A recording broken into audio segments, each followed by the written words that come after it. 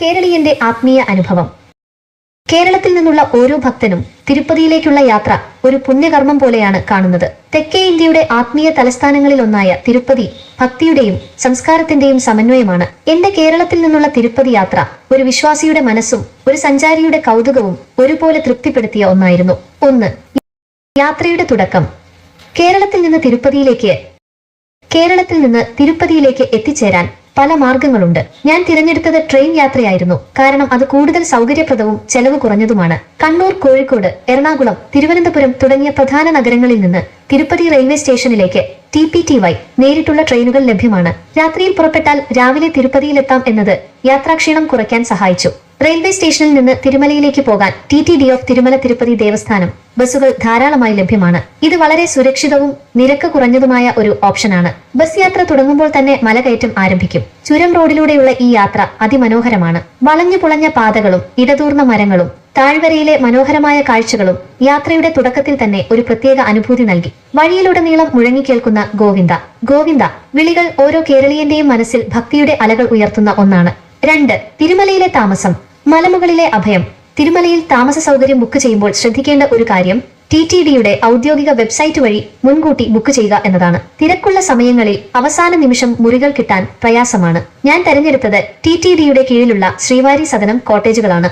ഇവ ക്ഷേത്രത്തിന്റെ വളരെ അടുത്താണ്. അത് വലിയൊരു സൗകര്യമാണ്. ശുദ്ധമായ വായുവും ശാന്തമായ അന്തരീക്ഷവും മലമുകളിലെ താമസത്തെ കൂടുതൽ ആകർഷകമാക്കി. രാവിലെ നേരത്തെ എഴുന്നേറ്റ് ക്ഷേത്രത്തിലെ ചടങ്ങുകൾക്ക് സാക്ഷ്യം വഹിക്കാനും ചുറ്റുപാടുമുള്ള മറ്റു പുണ്യസ്ഥലങ്ങൾ സന്ദർശിക്കാനും ഈ താമസ സൗകര്യം എന്നെ സഹായിച്ചു. 3. ശ്രീ വെങ്കിടേശ്വര സ്വാമി ദർശനം. കേരളത്തിന്റെ വിശ്വാസം തിരുപ്പതിയിൽ. തിരുപ്പതി യാത്രയുടെ പ്രധാന ലക്ഷ്യം ശ്രീ വെങ്കിടേശ്വര സ്വാമിയുടെ ദർശനം തന്നെയാണ്. കേരളത്തിൽ നിന്ന് വരുന്നവർക്ക് പ്രത്യേക ദർശന സൗകര്യങ്ങൾ ലഭ്യമല്ലെങ്കിലും ഓൺലൈനിൽ 300 രൂപന്റെ പ്രത്യേക പ്രവേശന ദർശനം ടിക്കറ്റുകൾ ബുക്ക് ചെയ്യുന്നത് സമയലാഭമുണ്ടാക്കും. ഞാൻ ടിക്കറ്റ് മുൻകൂട്ടി ബുക്ക് ചെയ്തതുകൊണ്ട് മണിക്കൂറുകളോളം ക്യൂവിൽ നിൽക്കുന്നത് ഒഴിവാക്കാൻ സാധിച്ചു.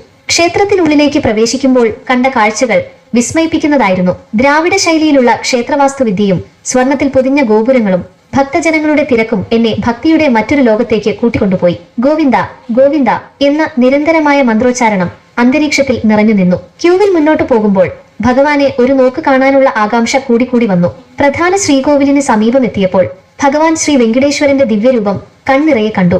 ആ വലിയ വിഗ്രഹം, അതിന്റെ പ്രൗഢി, കണ്ണുകളിൽ കണ്ട കാരുണ്യം എല്ലാം അവാച്യമായ ഒരു അനുഭവമായിരുന്നു. മനസ്സിലെ എല്ലാ സങ്കടങ്ങളും ദൂരീകരിച്ച് ഒരുതരം ആത്മീയ നിർവൃതി ലഭിച്ച നിമിഷം. തിരക്ക് കാരണം ദർശനം ഏതാനും നിമിഷങ്ങളിലേക്ക് ഒതുങ്ങിയെങ്കിലും ആ നിമിഷങ്ങൾ എന്റെ മനസ്സിൽ എന്നെന്നും തങ്ങി നിൽക്കും.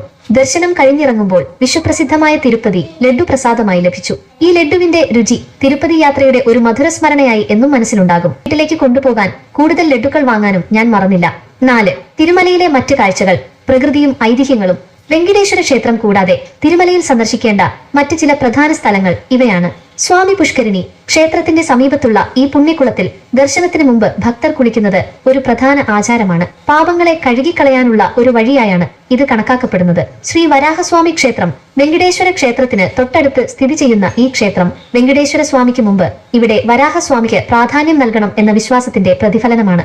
ആകാശഗംഗ തീർത്ഥം. തിരുമലയിൽ നിന്ന് ഏകദേശം 3 കിലോമീറ്റർ അകലെ സ്ഥിതി ചെയ്യുന്ന ഒരു വെള്ളച്ചാട്ടമാണിത്. ഈ വെള്ളം വളരെ വിശുദ്ധമായി കണക്കാക്കപ്പെടുന്നു. ചിലതോരണം പ്രകൃതിദത്തമായി രൂപപ്പെട്ട ഒരു പാറക്കെട്ട് കമാനമാണിത്. ഭൂമിശാസ്ത്രപരമായ ഒരു അത്ഭുതമായാണ് ഇത് കണക്കാക്കപ്പെടുന്നത്. പാപവിനാശം തീർത്ഥം. തിരുമലയിൽ നിന്ന് ഏകദേശം 5 കിലോമീറ്റർ അകലെയുള്ള ഈ വെള്ളച്ചാട്ടത്തിൽ കുളിക്കുന്നത് പാപങ്ങളെ ഇല്ലാതാക്കുമെന്നാണ് വിശ്വാസം.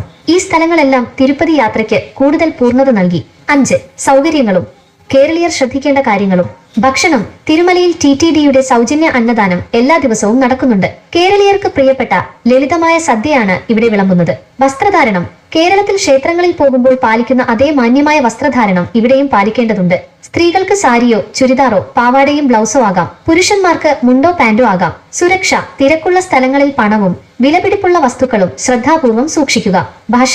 തമിഴും തെലുങ്കുമാണ് പ്രധാന ഭാഷകളെങ്കിലും മലയാളത്തിലും ഹിന്ദിയിലും ഇംഗ്ലീഷിലും ആശയവിനിമയം നടത്താൻ സാധിക്കും. തിരുപ്പതിയിലേക്കുള്ള ഈ യാത്ര എന്റെ മനസ്സിൽ ഒരുപാട് നല്ല ഓർമ്മകളും ആത്മീയ ഉണർവും നൽകി. ഭക്തിയുടെയും സംസ്കാരത്തിന്റെയും ഈ സംഗമഭൂമി ഓരോ കേരളീയനും ജീവിതത്തിൽ ഒരിക്കലെങ്കിലും സന്ദർശിക്കേണ്ട